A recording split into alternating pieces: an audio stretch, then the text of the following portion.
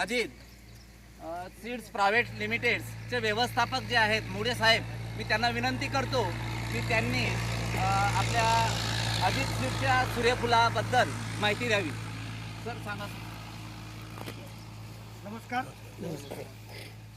शेतकरी बंधूंनो, सूर्यफूल हे जे पीक आहे हे पीक तेलवर्गीय असलेलं हे पीक अवघ्या भारतभर लावलं जातं.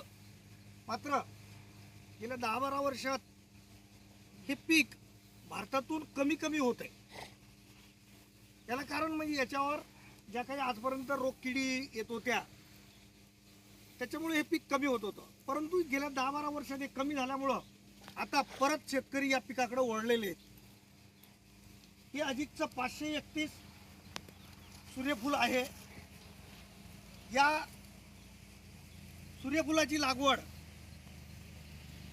जुलै महिन्याच्या शेवटल्या आठवड्यात संपूर्ण ऑगस्ट आणि सप्टेंबरचा पहिला आठवडा अशा पद्धतीने करतात, जेणेकरून तुमचा मूग आणि उडीद निघत आलेल्या व अशा जमिनीमध्ये ही लागवड करतात. त्यानंतर काही शेतकरी ऑक्टोबर-नोव्हेंबरला पण याची लागवड करतात.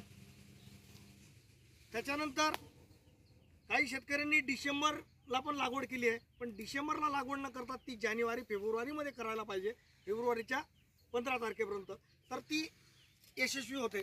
याच्यावर रोगकिडी आज जरी आपल्याला दिसत नसली तरी याच्यावर रोगकिडी येतात. याच्यात पानं जाडी असतात, पानाच्या याच्यावर थोडासा लव असतं, परंतु पांढरी माशीचा उद्रेक याचा सुरुवातीला याचा होतो. त्याच्यानंतर पाने खाणारी अळीचा सर्वात मोठा याच्यावर इफेक्ट होतो. त्याच्यानंतर मूळ कोच, स्टंप रॉट असे रोग पण याच्यावर येतात. आणि अल्टरनेरिया म्हणजे काळ्या डाग पडणं, जसं केळीवर तुमच्या हे पडतं डाग, ज्याला तुम्ही आता करपा म्हणतो आपण, तर तसाच प्रकारचा याच्यावर रोग होतो. पण गेल्या 10-12 वर्षापासून हे पीक आपल्या भागात नाही आहे आणि त्याच्यामुळे याच्यावरची रोगकीड कमी झालेली आहे. यावर्षी सर्वात सुंदर याचे रिझल्ट आलेले आहे. एकरी 10 क्विंटलपासून ते 18 क्विंटलपर्यंत याचं उत्पादन शेतकऱ्यांनी घेतलेलं आहे आणि भाव पण अतिशय चांगला मिळतो आहे. विशेष म्हणजे एका एकरला एक बॅग म्हणजे 2 किलो हे बियाणं पुरेसं होतं. 2/1 हे याचं सर्वोत्कृष्ट अंतर आहे.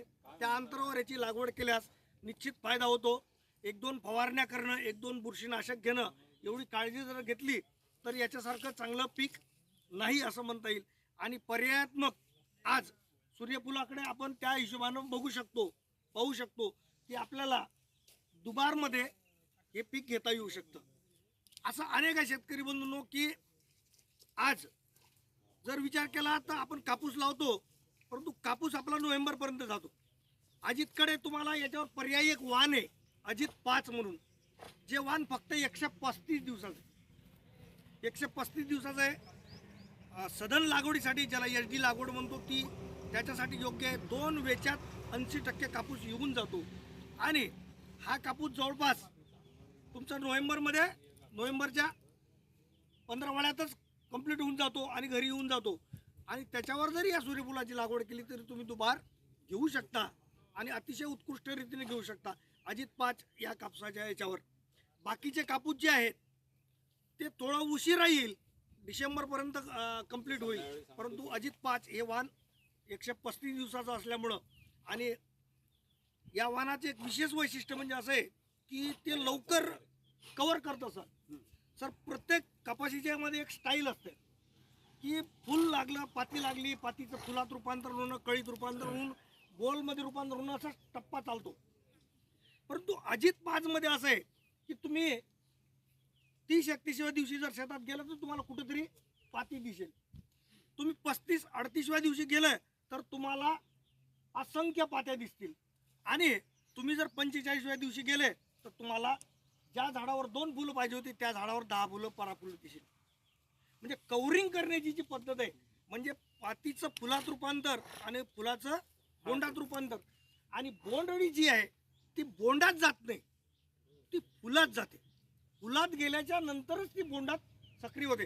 ती बोंड फोडू शकत नाही, म्हणून तिच्यावर बोंडअळीचा जो प्रादुर्भाव आहे हा अति अल्प प्रमाणात येतो. कारण एकाच वेळेस फुलाची संख्या झाडात वाढून जाते. बोंडअळी जाऊन जाऊन किती जास्तीत जास्त 2-3% इन्फेक्शन करेल, तर ती कुठल्या कुठल्या फुलात जाईल, कुठल्या कुठल्या याच्यात जाईल. म्हणून त्याच्यामुळं आज आम्ही शेतकऱ्याला पाहतोय की अगदी लवकर येणारं कापसाचं पीक यावर्षी सुद्धा शेतकरी सर 10 ते 12 क्विंटल शेतकऱ्यांनी घेतले. आणि काही ठिकाणी तर अशी परिस्थिती आहे की मालकानं मजुराला सांगितलं की आपण घरी नाही लावली, आणि मालकानं मजुराला सांगितली की अजित 5 तू लावून घे, आणि आता मालक पस्तावतो की त्याला 20 क्विंटल आलं 1.5 एकरमध्ये, आणि माझं 10 क्विंटल. कारण आज शेतकरी काय करतोय, मोठ्या बोंडाकडे वळलाय सर. मोठ्या सर तुम्हाला माहिती आहे मोठ्या बोंडाची खासियत काय, कपाशीला बोंड 200-500 लागत नाही, 60-70 बोंड कैऱ्या म्हणजे खूप झालं कामाच्या. आता याच्यात काय होत आहे सर, या जो वातावरणातील बदल आहे याच्यामुळं फटकन एक जर फटका पडला मोठ्या बोंडाच्या व्हरायटीमध्ये फटकन गळ होते. आणि गळ जर झाली, मोठे बोंड 10 जर गळले काय होईल, लॉस होतो. आपण मोठ्या बोंडाकडे का वळलो, मजूर आपल्याला समजावून सांगतं मोठं बोंड पाहिजे, आणि मजुराच्या मागं आपण लागलो. म्हणून कपाशी जर लागवडी करायची असेल तर मीडियम बोल साईजच लावले पाहिजे. त्याचे 10 बोंड खाली पडले तरी त्याच्यामध्ये भर निघून जाते, कारण तिला ऑलरेडी 60-70 असतात, आणि जे मोठे बोंड असतात तिला 40च असतात. 40 मधले 10 गेले 30 राहिले, आणि याच्यातले 60 मधले 10 गेले 50 राहिले. म्हणजे म्हणून हा एक सर्वात महत्वाचा मुद्दा आहे. परंतु शेतकरी आज मोठ्या बोंडाकडे वळले. मोठ्या बोंडाकडे जाण्याची गरज नाही आहे. आज तुम्ही जाऊ शकता 30%मध्ये, पण जी 70% कपाशी आहे ती मीडियम बोल साईजच लावली पाहिजे. मजुरासाठी आपल्याला हाही 10 किलो 10 रुपये 8 रुपये किलोने द्यायचा आहे, 10 रुपये किलोने द्यायचा आहे, पण तोच 10 रुपये ना, असं तर म्हणलं की बारीक बोंड आहे तर हे 12 रुपये किलो घेऊ बा, असं काही नाही. हेच माझं म्हणणं आहे शेतकरी बंधूंनो. बस, धन्यवाद. कोणाला शंका असतील तर साहेबांना विचारू शकता रेडी बापू वगैरे सर. हा विचारा सर. हा बरोबर. कुठल्याही पिकाविषयी विचारलं तरी पण चालेल, असंही काही नाही. हा